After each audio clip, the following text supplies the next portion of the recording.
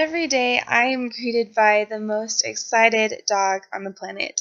I step out of my car and I can just see her standing by our door with these big, beautiful eyes that are just watching my every move. And as I get closer, she is just jumping and wagging her tail, just so excited that I'm home, and she will just run down the stairs and just run at full speed towards me, just wagging her tail and so happy that I am home. I feel like this is an experience that most dog owners do have on a daily basis. And one of my favorite dogs is the Boston Terrier, and I just want to tell you a little bit more about them. When I lived at home, I actually had a Boston Terrier who is now almost 6 years old.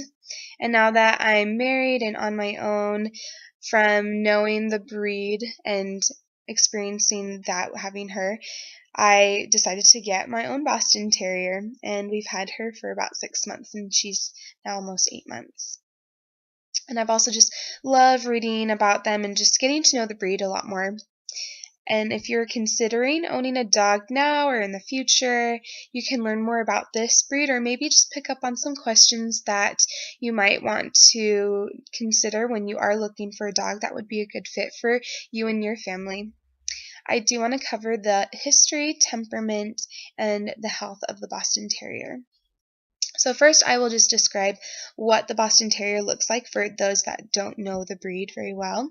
So they can either be brindle, which is a mixture of colors, seal, which is black with a red cast, or just black, all with white markings. So their coat is said to look like a tuxedo. And the Boston Terrier also has a short snout, and they're just a medium-sized dog that weigh between 15 to 25 pounds, according to the Encyclopedia Britannica. And according to the American Kennel Club, it says that the first Boston Terrier that was known was a dog named Hooper's Judge, and he was owned by Robert C. Hooper of Boston, Massachusetts. And the Boston Terrier is a mix between the English Bulldog and the White English Terrier, which no longer exists. And Hooper's Judge was actually imported from England in 1870. These dogs were the predecessors of the Mastiff, the Newfoundland, the Rottweiler, and other large breeds of dogs. And these dogs actually assisted the butchers when they were controlling the bulls before slaughtering them. And people actually believed in those days that if a dog harassed the bull before it was going to be butchered, then it actually yielded a more tender and nutritious meat than if it was just killed right away. And in Popular Dogs of the Day, it mentions that these dogs actually participated in a sport known as bull baiting. And this is where the dog was put against a tethered bull, and the goal is to take down the bull by suffocating it or bleeding it to death by biting down on the bull's nose with its strong jaw.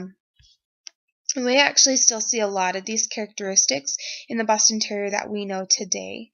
And we still see that stocky build, the square and blocky shape, and the strong jaw, and those are still the standard for the breed.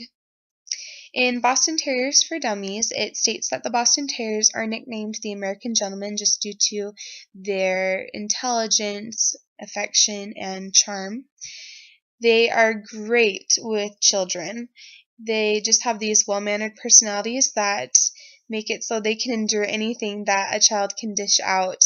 And I know for myself, I like to know if a breed is good with children, because obviously I do want to have children in the future, and so I definitely want a dog that will do well with them.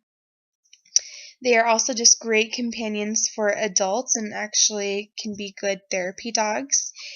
They are not very good guard dogs, though. They don't bark very often, which actually makes them great apartment dogs. And they just will welcome any stranger. They love to get to know people. And I've seen this with my own Boston Terrier, Harley. And she will just welcome anyone that walks into our apartment. The Boston Terrier are also full of energy, and I have also found this out through my own dog. She will just play for hours on end, and so we like to go on walks and play fetch just to release that energy and get her to calm down a little bit. And the Boston Terrier is also very good with other animals as well.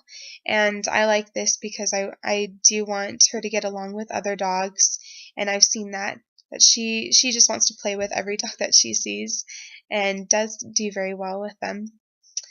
The Boston Terrier is also very easy to care for. They do have a very short coat, and so this makes them very easy to wash and brush if you even have to brush them at all.